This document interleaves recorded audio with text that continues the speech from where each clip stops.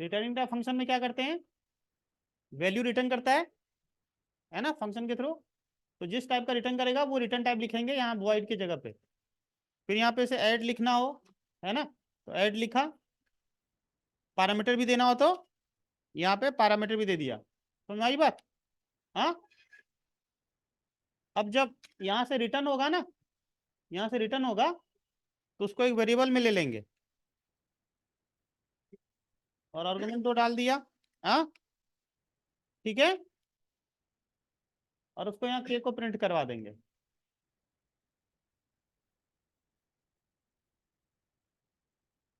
ठीक है ना। डेफिनेशन कहाँ बाद में लिख दो, ये करते हैं ना।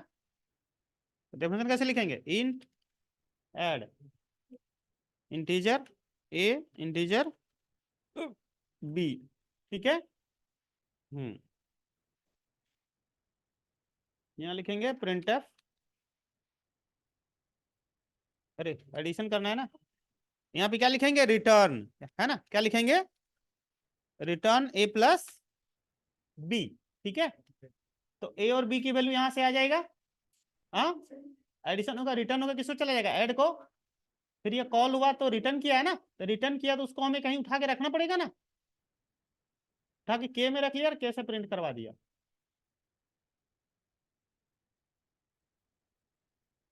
चलो लिखो।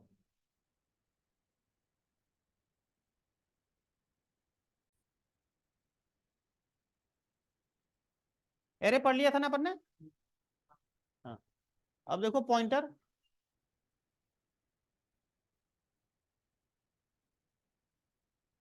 एक बात, रिकर्सन देख लो पहले थोड़ा सा, है ना। रिकर्सन क्या होता है, फंक्शन अपने आप को कॉल करता है, जो काम लूप से होता है ना वो काम हम फंक्शन फंक्शन रिकर्सन से कर सकते हैं। ठीक है, फंक्शन रिकर्सन में क्या होता है, फंक्शन कॉल इटसेल्फ, फंक्शन अपने आप को ही बार बार कॉल करे रिपीटेडली, तो उसको बोलते हैं फंक्शन रिकर्सन। ठीक है। जैसे आपको हेलो 10 बार प्रिंट करवाना होता है, आपको क्या करना होता है, हेलो 10 टाइम प्रिंट करवाना है, तो वो काम फंक्शन रिकर्सन से कर सकते हो आप, है ना। ये चीज कैसे करोगे सो देखो। ठीक है।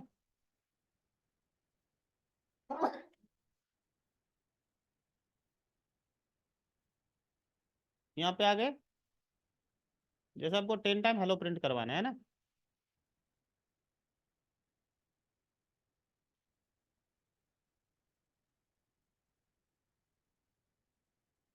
तो डेफिनेशन ऊपर ही लिख देता हूँ मैं ना। यहाँ पे लिखा void f।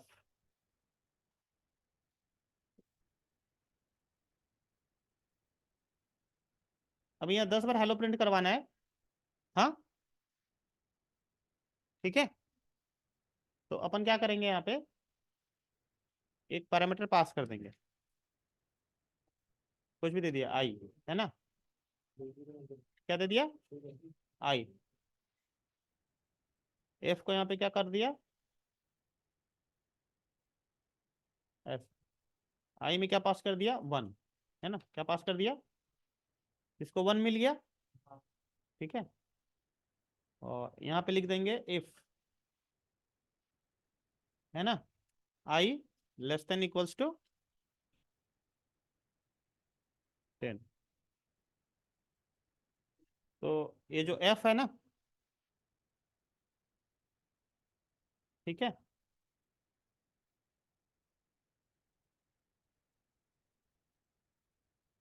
एक तो यहाँ पे हेलो प्रिंट करा दो, यहाँ पे क्या प्रिंट करा दो, एफ। ठीक है, प्रिंट एफ हेलो।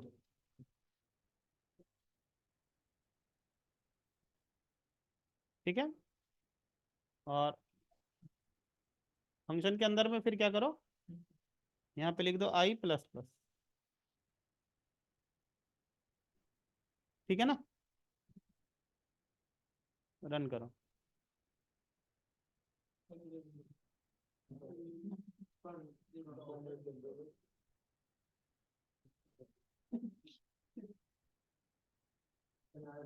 यहाँ पे लिख दो आई प्लस प्लस, ठीक है, यहाँ पे आई पास कर दो वापस, ठीक है ना, क्लियर है। देखो बिना लूप चलाए हो गया ना, इसी को बोलते हैं रिकर्सन। अपने आप को फंक्शन कॉल कर रहा है, अपने आप को कॉल कर रहा है ना, फंक्शन के अंदर ही, एफ के अंदर ही देखो एफ को कॉल कर दिया, यही है फंक्शन रिकर्सन। तो लूप से इसकी जो एफिशिएंसी होती है वो हाई होती है, ये ज्यादा स्पीड चलता है, ठीक है, लिख लो।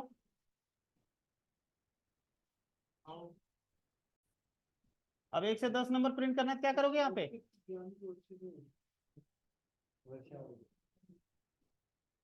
संजोग यार कुछ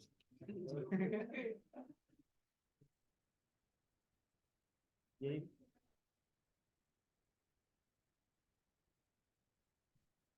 रन करो, ठीक है, आ गया। उल्टा प्रिंट करना हो तो माइनस माइनस, अच्छा पहले यहाँ से 10 तो भेजो, डायरेक्ट माइनस माइनस करेगा, और यहाँ 1 तो करो, है तब, और यहाँ माइनस माइनस,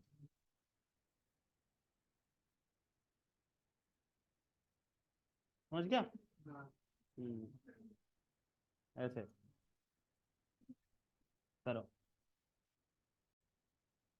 अब देखो पॉइंटर क्या होता है ना, पॉइंटर जो है वो ड्राइव डेटा टाइप है एरे की तरह, ये एड्रेस पे काम करने के लिए पॉइंटर यूज करते हैं, पॉइंटर यूज करते हैं एड्रेस पे काम करने के लिए, क्योंकि एड्रेस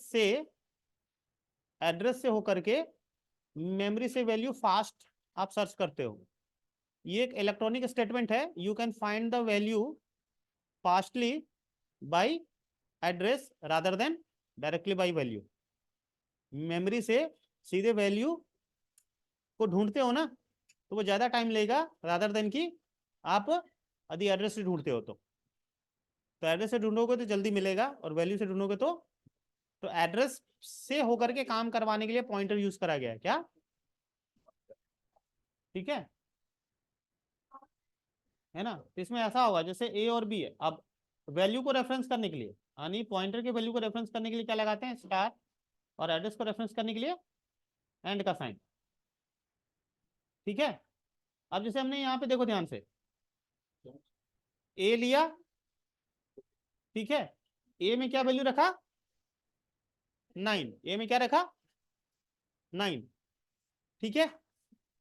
अब सीधे ए को कॉल करोगे तो क्या करेगा, 9 को उठाएगा, लेकिन ज्यादा टाइम लेगा, हमने क्या करा, एक बी ले लिया, क्या करा, और बी में ए का एड्रेस डाल दिया, बी में ए का, तो मेमोरी एज्यूम कर लो कि जहां भी ए की वैल्यू रखा होगा वहां पे एड्रेस है 1098, एज्यूम कर लो।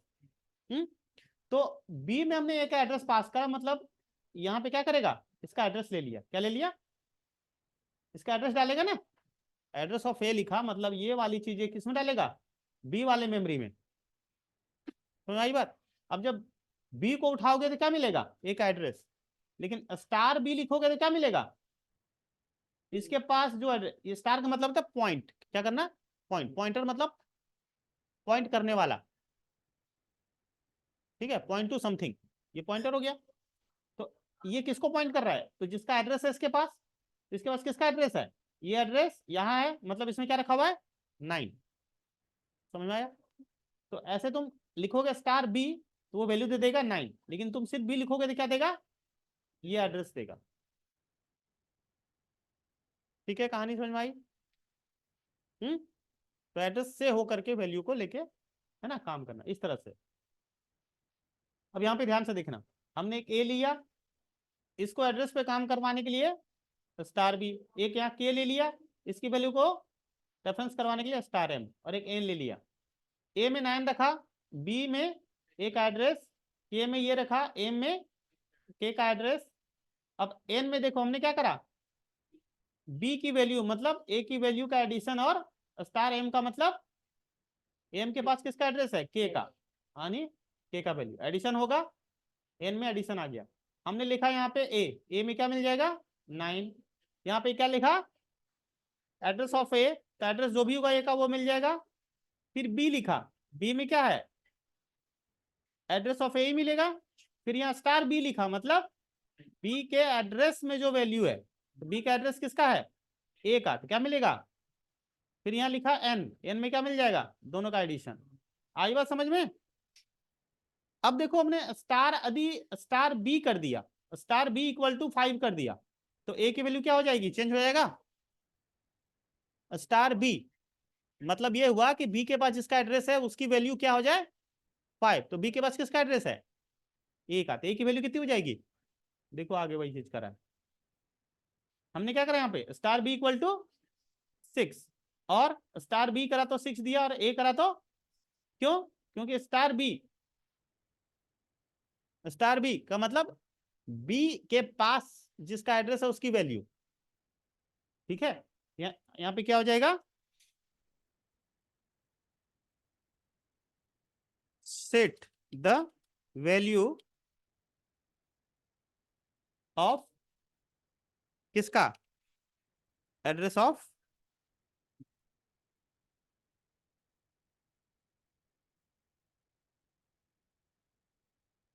एड्रेस, है ना, वैल्यू ऑफ एड्रेस,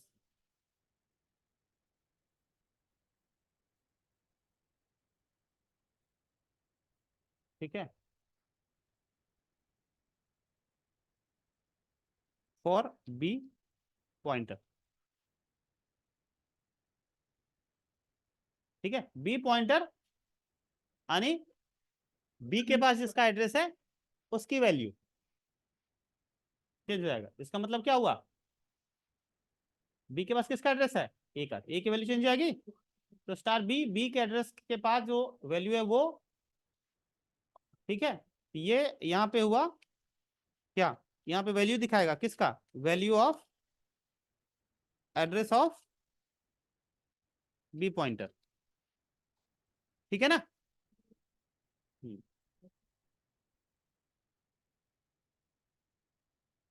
और यहाँ पे ए की वैल्यू चेंज आएगा, फिर समझ में आ गया ना, ये है पॉइंटर। वैसे आगे दूसरा प्रोग्राम करवा रखा है। अब देखो स्ट्रक्चर, हाँ पॉइंटर हो गया ना। अब देखो स्ट्रक्चर, ठीक है, स्ट्रक्चर क्या होता है, जैसे एरे होता है ना, एरे जो होता है वो होमोजेनियस वैल्यू का, होमोजेनियस डेटा टाइप्स का कलेक्शन होता है, और स्ट्रक्चर जो होता है वो हेट्रोजीनियस डेटा टाइप का कलेक्शन होता है, ठीक है। हेट्रोजीनियस का मतलब डिफरेंट टाइप्स, होमोजीनियस मतलब सेम टाइप, और हेट्रोजीनियस मतलब डिफरेंट टाइप्स। तो डिफरेंस डेटा टाइप्स का कलेक्शन करके रखना हो, ठीक है। अच्छा, एरे में क्या होता है कि तुम एक वेरिएबल में मल्टीपल वैल्यू को स्टोर कर सकते हो। यहाँ पे क्या है, एक स्ट्रक्चर में मल्टीपल वेरिएबल्स को रख सकते हो, मल्टीपल डिफरेंट डेटा टाइप्स के वेरिएबल्स को स्ट्रक्चर कर दो। बस ये स्ट्रक्चर तैयार करके रखना, एक ग्रुप बना करके रखना कि तुम्हारे प्रोग्राम में यूज होने वाले कितने वेरिएबल्स हैं उनको एक ब्लॉक में रखो सेपरेट करके, बस इसलिए यूज करते हैं। इसका यूज किस लिए होता है, देखो, है ना, प्रोग्राम में रिक्वायर्ड होती है कि ऑल डिफरेंट डेटा टाइप्स के जितने भी वेरिएबल्स हैं उसको एक जगह पे ग्रुप करके रखना। आई बात समझ में। बनाने का तरीका क्या है, ठीक है, देखो इस तरह से, है ना, क्या करेंगे, स्ट्रक्चर का नाम, अब जितने वेरिएबल्स हैं सबको रख दो, लेकिन इन वेरिएबल्स को जब यूज करना हो ना प्रोग्राम में, तो इसका एक ऑब्जेक्ट बनाना पड़ेगा। ऑब्जेक्ट हम यहाँ भी बना सकते हैं, यहाँ सीधा लिख दिया जैसे पी, ठीक है, यहाँ भी कर सकते हैं, या ऐसे भी लिख सकते हैं, इसको यहाँ अंदर भी लिख सकते हैं, ठीक है। यहाँ लिखोगे तो सिर्फ इसके अंदर यूज होगा, यहाँ और ऐसे लिखोगे तो वो किसी भी फंक्शन में आगे यूज हो जाएगा, ठीक है। तो ऑब्जेक्ट बनाते समय बाहर ऑब्जेक्ट बनाओगे या यहाँ बनाओगे, यहाँ बनाओगे तो सीधे पी लिख दो, बाहर बनाओगे तो स्ट्रक्ट, फिर स्ट्रक्चर का नाम, फिर ऑब्जेक्ट का नाम यानी रेफरेंस का नाम, ठीक है। अब एक्सेस कैसे करोगे, ऐसे ऑब्जेक्ट का नाम डॉट रोल, फिर वैल्यू सेट करो, फिर ऑब्जेक्ट का नाम डॉट एज, समझ में आया। अब यहाँ पे क्या हो रहा है, कोडिंग बढ़ तो रहा है, लेकिन बड़े बड़े प्रोग्राम में ये हेल्पफुल होगा, कहाँ हेल्पफुल होगा? बड़े बड़े प्रोग्राम में हेल्पफुल होगा। कब? जब हमारे पास बहुत सारे वेरिएबल्स होंगे। अब 100 वेरिएबल्स हो गए बड़े प्रोजेक्ट में, तो उनको एक जगह हमने सेपरेट करके, अच्छा एक ही स्ट्रक्चर नहीं, एक से ज्यादा अलग अलग स्ट्रक्चर बना सकते हो। सपोज एम्प्लॉय से रिलेट, मान लिया स्कूल का प्रोजेक्ट बना रहे हो, वहाँ एम्प्लॉय है, एडमिन है, दिस एंड दैट, ठीक है। तो एम्प्लॉय का एक अलग स्ट्रक्चर बना करके पूरी एम्प्लॉय की डिटेल एक जगह पे रख दिया। एडमिन का एक अलग स्ट्रक्चर बना करके वहाँ पे सिर्फ एडमिन एडमिन का।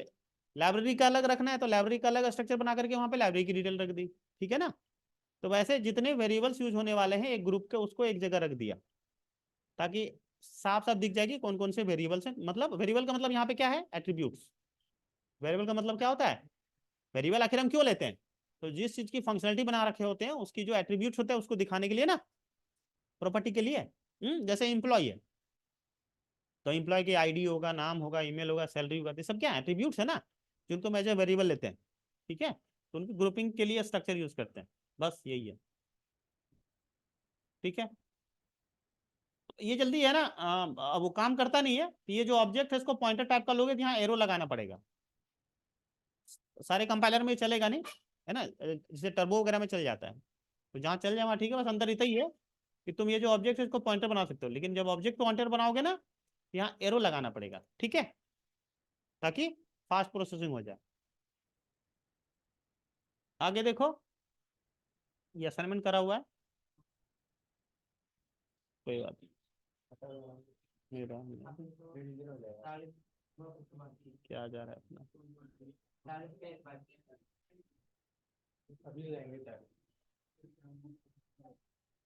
यूनियन देखो, है ना, यूनियन और स्ट्रक्चर में कुछ नहीं अंतर है, जहां स्ट्रक्ट लिखते हैं वहां यूनियन लिख दो, बस इतना ही सा अंतर है, सेम। बस परफॉर्मेंस का अंतर होगा। परफॉर्मेंस का अंतर क्या होगा और यूज का अंतर क्या होगा, सो देखो ध्यान से। यूनियन में यदि स्ट्रक्चर में तुमने एक इंटीजर लिया, इंटीजर कितना साइज लेता है? 2 बाइट। इंटीजर कितना साइज लेता है? 2 बाइट। एक फ्लोट लिया, फ्लोट कितना लेता है? 4 बाइट। तो टोटल कितना लिया? यूनियन में एक ही ब्लॉक लेगा, 4 बाइट मैक्सिमम वाला, उसी में एक बार इंटीजर को रख देगा और उसी में एक बार फ्लोट को रख देगा, बस। ये मेमोरी डिक्लेरेशन का अंतर है। यूनियन में एक ही ब्लॉक बनाएगा हाईएस्ट, फिर जिस वेरिएबल को यूज करोगे वो ब्लॉक उसको दे देगा। एक बार ए को दिया तो ए उसको यूज कर लेगा, अगली बार बी फ्लोट वाला आ गया तो इस बार बी को मिलेगा, ए का वैल्यू गायब हो जाएगा। तो इसमें एक प्रॉब्लम होगा, मेमोरी तो सेव होता है लेकिन प्रॉब्लम क्या होगा? ए की वैल्यू रखा, अगली बार बी की वैल्यू रखा तो ए की वैल्यू नहीं मिल पाएगा। तो इसका तब यूज हम लेंगे कर जब हमें सिर्फ करंट वेरिएबल की वैल्यू चाहिए, सारे वेरिएबल की वैल्यू चाहिए तो नहीं यूज करेंगे। मेमोरी बचे पर हमें सिर्फ और सिर्फ करंट वाले वेरिएबल की वैल्यू चाहिए। समझ में आ गई बात? बस अंतर यही है, मेमोरी समझ में आ गया ना, और कुछ नहीं है। बाकी जहां स्ट्रक्चर था हमारी यूनियन लिख देंगे। अब देखो इनमरेटर, इनमरेटर कुछ नहीं है, लिस्ट बना के रखने के लिए, जैसे स्ट्रक्चर था ना इस तरह से हमने लिस्ट बना के रख लिया। सपोज हमें कंट्री के नाम रखने हैं, अब टोटल कितने कंट्री है? 200-250 है। अब हमें याद नहीं है नाम, हम क्या करेंगे, एक बार कहीं से उठा करके लिस्ट बना के यहाँ रख देंगे, बार बार में देखना ना पड़े, ठीक है। फिर जहां जहां प्रोग्राम में जरूरत पड़ेगा रखना। अब इसे स्टूडेंट के नाम, हमें उनका कुछ रिकॉर्ड बनाना है, तब 100 200 1000 स्टूडेंट है, हमने एक बार लिस्ट बना के उठा के कहीं से रख दिया अपने प्रोग्राम में, फिर वहां से हम कॉल करते जाएंगे। तो इनमरेटर होता है बस ऐसे लिस्ट बना के रखने के लिए, ठीक है। तो उसके लिए लिखते हैं इनम और जो भी नाम दे दिया। अब इनको यूज कैसे करोगे लिस्ट को? इस तरह से, इसका एक रेफरेंस बनाना पड़ेगा, क्या दे दिया? डे, है ना, और डे में हमने क्या सेट कर दिया, ठीक है, इनमें से जो भी दिया सेट कर, फिर यहाँ प्रिंट करो, ठीक है ना। ऐसे ईयर का बना लिया। अब एक एक करके प्रिंट करवाना, कहाँ से शुरू करेंगे? इंटीजर आई ले लिया, स्टार्ट कहाँ से करेंगे? जनवरी से, कहाँ तक जाएगा? फिर उसको प्रिंट करवा दो, ठीक है। बस यही है, बाकी देख लेना, ठीक है। हो गया क्या? हाँ, मैक्रो देख लो।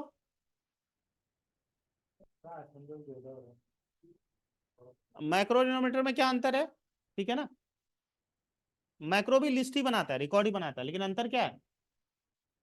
मैक्रो होता क्या हो देख लो पहले। Macro is a piece of code in program that is replaced by the value of the macro. Macro is a called by hash defined directive, ये ऊपर बनाते हैं। तो तुम पूरा का पूरा एक प्रोग्राम बना के रखते हो फंक्शन के जैसा, एक बार बना के रख दिया ग्लोबली, उसको बार बार कॉल करते रहो, वैल्यू बार बार रिप्लेस कर सकते हो। देखो यहाँ पे कैसे होगा।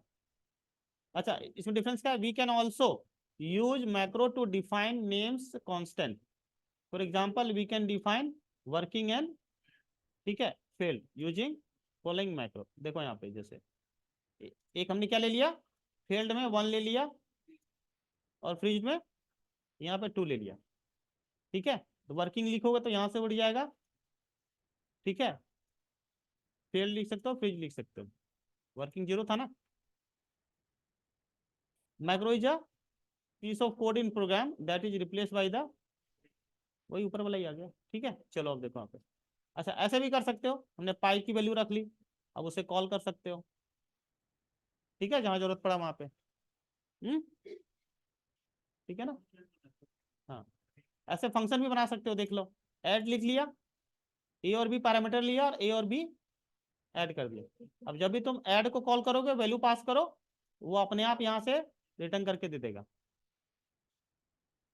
स्ट्रिंग क्या होता है, स्ट्रिंग बोलते हैं कैरेक्टर एरे या सीक्वेंस को, ठीक है। क्या बोलते हैं, कैरेक्टर एरे या सीक्वेंस को स्ट्रिंग्स बोलते हैं, ठीक है। अब स्ट्रिंग्स ऐसे बनाते हैं, ये पहले भी देखा था अपन ने, वेरिएबल लिया और साइज बता दिया कितने लेने हैं, ठीक है। हाँ, क्लियर है। अब ऐसे करके एक एक लूप चला सकते हैं ना। देखो एक चीज ध्यान रखना, सी में स्ट्रिंग में लास्ट में नल रखता है, क्या रखता है, नल कैरेक्टर। नल कैरेक्टर को कैसे डिफाइन करते हैं, \0 से। कैसे करते हैं, ठीक है, \0, ठीक है। इसे करते हैं \0 से डिक्लेयर करते हैं, है ना। अब यहाँ पे उसको इसे प्रिंट कर दिया, एक एक करके, जब तक 0 ये नॉट नल आता है तब तक वो प्रिंट करता रहेगा, ठीक है। ये यहाँ पे कैरेक्टर काउंट के लिए हो गया। अच्छा, अब नहीं, वो आस्काई के लिए है, ठीक है। 0 है, n 0 है ना। अब ये हर एक को क्या कर रहा है यहाँ पे, एक्स का i n में आते जा रहा है, एक्स का i n में आते जा रहा है। एक्स का i का मतलब क्या हुआ, ये एक एक करके कैरेक्टर उठाएगा ना, और फिर क्या किया गया, n को -32 को मतलब कैपिटल में कन्वर्ट कर रहे हैं और प्रिंट करते जा रहे हैं। अब ये असाइनमेंट है, देख लेना, number of character without space word vowel, है ना, ये सब काउंट करना है, ये सब करके ले आना कल। अब स्ट्रिंग को कॉन्कैट करना हो तो उसके लिए str कैट करके फंक्शन लेते हैं। मतलब कोई स्ट्रिंग है, उसमें दूसरा स्ट्रिंग ऐड करना हो तो अपन क्या यूज करेंगे, str कैट करके, ठीक है।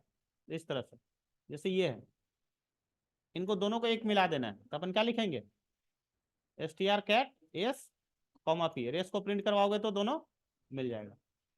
वैसे str cpy,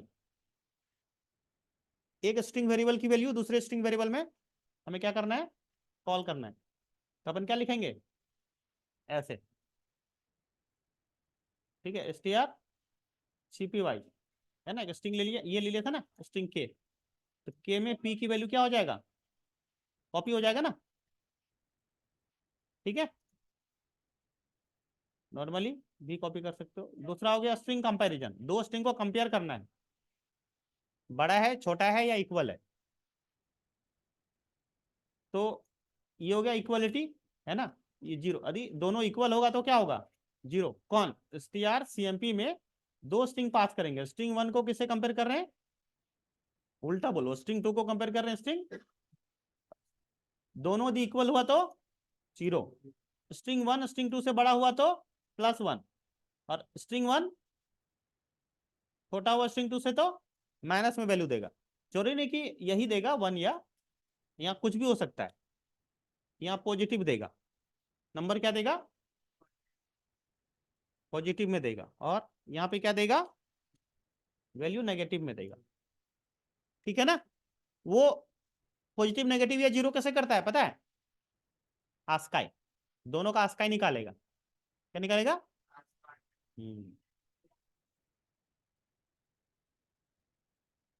अब यहां से प्रोग्राम देख जाना,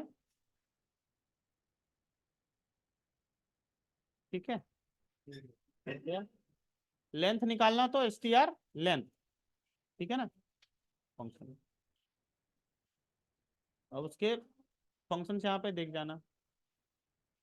अगला इनपुट आउटपुट है ना, विथ स्पेस। ये गेट कैर, गेट ch और गेट ch तीन होते हैं, और स्पेस के साथ में लेना हो तो गेट्स होता है। क्या होता है? गेट्स। और प्रिंट करवाने के लिए पुट्स। इनपुट के लिए गेट्स और प्रिंट करवाने के लिए फंक्शन। इसके लिए हेडर फाइल यूज होगा string.h, ठीक है। फाइल हैंडलिंग का मतलब होता है प्रोग्राम से डेटा किसी फाइल में भेजना हो, या फाइल किसी फाइल से डेटा रीड करना हो नोटपैड वगैरह से, तो उसको बोलते हैं फाइल हैंडलिंग, या फाइल इनपुट आउटपुट, या फाइल रीड राइट, ठीक है। अब देखो स्टार्टिंग में यहाँ पे फाइल पॉइंटर पहले से बना बनाया आता है, ये है ना, हमेशा कैपिटल रहेगा, ध्यान रखना। यहाँ पॉइंटर लिया, ठीक है। जो भी वैल्यू भेजना हो, है ना, तो सबसे पहले फाइल को ओपन करेंगे तो उसके लिए एफ ओपन करके एक फंक्शन आता है। क्या आता है? एफ ओपन फंक्शन आएगा। फाइल का नाम डाल दिया, और ये मोड डाल दिया कि किस मोड में डेटा राइट कर रहे हो। तो यहाँ पे क्या करेंगे? अपेंड मोड या राइट मोड। राइट मोड में क्या होगा? पहले से कुछ है तो रिप्लेस हो जाएगा, और अपेंड करेंगे तो रिप्लेस नहीं करेगा। अब हमें फाइल में डेटा भेजना हो तो क्या लिखेंगे? F printer. यहाँ पे क्या लिख देंगे? एफ, यहाँ पे है ना, वैल्यू का वो फॉर्मेट स्ट्रिंग, और फिर वैल्यू, फिर फाइल को क्लोज कर देंगे एफ क्लोज करके। कैसे क्या होगा? फाइल क्लोज जाएगा, तो ये वाला डेटा इस वाले फाइल में जाके सेव हो जाएगा। वैसे ही हमें रीड करना हो तो कुछ नहीं करना है, यहाँ आर कर देना। फिर जैसे फाइल में भेजने के लिए एफ प्रिंटफ था, रीड के लिए एफ स्कैनफ होता है। क्या होता है? F scanf. तो क्या करेगा? इस वाले फाइल से डेटा उठाएगा, है ना, और किसमें भेजेगा? ए वेरिएबल में। किसमें भेजेगा? इस वाले फाइल से उठाया वैल्यू इंटीजर और भेज दिया ए में, फिर ए को प्रिंट करवा देना, फाइल को क्लोज कर देना।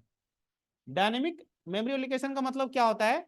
जैसे एरे होता है ना, एरे, हाँ, एरे में तुम क्या करते हो?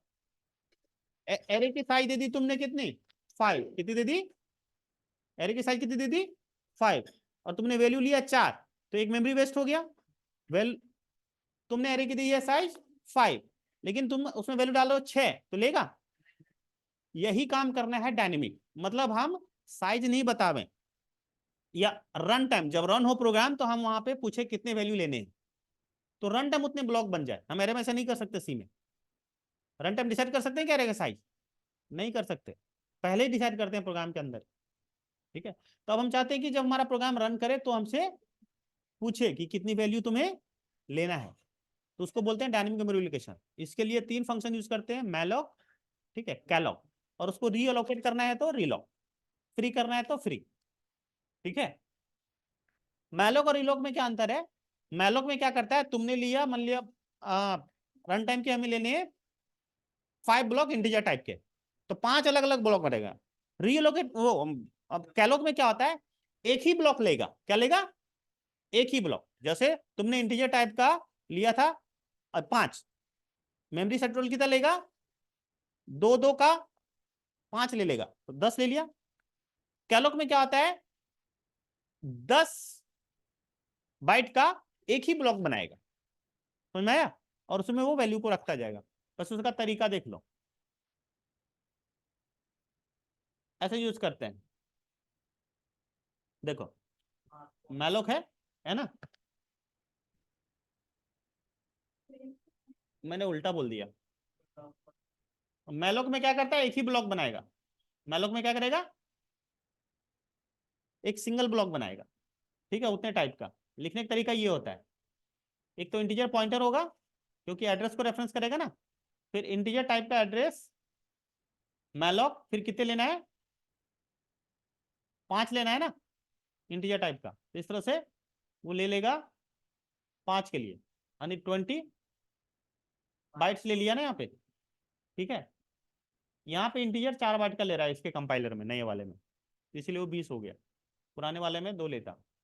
और इसमें यहाँ पे देख लो, इसमें क्या था, ऐसे करते हैं 5 कॉमा साइज ऑफ, ये अलग अलग ब्लॉक बनाएगा। ठीक है, तरीका देख लो इसको, ऐसे लिखते हैं डिफाइन करने का, है ना। स्कैन किया n, तो यहाँ पे क्या हो जाएगा, n into size of integer type का वैल्यू रखना है, तो फिर यहाँ पे वैल्यू रखोगे तो स्कैन करके, और उसमें है ना पॉइंटर के आई में रेफरेंस करते जाओ, मतलब ये जो पॉइंटर वेरिएबल लिया ना, ये मेमोरी को डिफाइन करेगा। ये तरीका है करने का। वैसे यहाँ कैलो का तरीका है, ठीक है, ये देख करके इसको कर लेना। क्लियर है, और जहाँ फ्री करना हो इसको, और रीअलोकेट करना हो तो रीअलोकेट लगा लेना। ठीक है, साइज बढ़ाना हो तो उसी की साइज को बढ़ा देगा।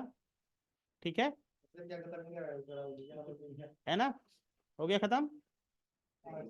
चलो अब एक चीज और देख लो, सी में स्टोरेज टाइप होते हैं, स्टोरेज में ऑटोमिक हो गया, एक्सटर्नल हो गया, स्टैटिक हो गया, रजिस्टर्ड हो गया। मेमोरी यूज करने का तरीका ये सब है। ऑटोमिक नॉर्मली हम कुछ नहीं लिखते, इंट लिखते हैं, वो ऑटोमिक टाइप ये टाइप का होता है। एक्सटर्नल होता है ग्लोबल वेरिएबल बनाने के लिए, क्या होता है, ग्लोबल वेरिएबल। स्टैटिक होता है जिसकी वैल्यू चेंज नहीं कर सकते, मतलब अपडेटेड होगा हमेशा, एक एक करके बढ़ते जाएगा। ठीक है, जैसे आई रखा है, तो अगले बार एक फंक्शन लिया, उसमें आई को प्लस प्लस करा, अगले बार कॉल करा, तो अपने आप एक एक बढ़ता जाएगा। ठीक है, रजिस्टर जो होता है उसकी स्पीड अच्छी होती है, क्योंकि जनरली जो हमारा वैल्यू है ना, वो रैम पे काम करता है, लेकिन जब रजिस्टर लेके होते हो वो रजिस्टर यूज करता है, पर अब रजिस्टर वगैरह होता नहीं है। ठीक है, पहले होता था। बाकी डिटेल में यहाँ पे उसको पढ़ जाना एक बार, है ना, एग्जाम्पल्स भी यहाँ दिया हुआ है। ठीक है, हाँ इसको एक बार कर जाना।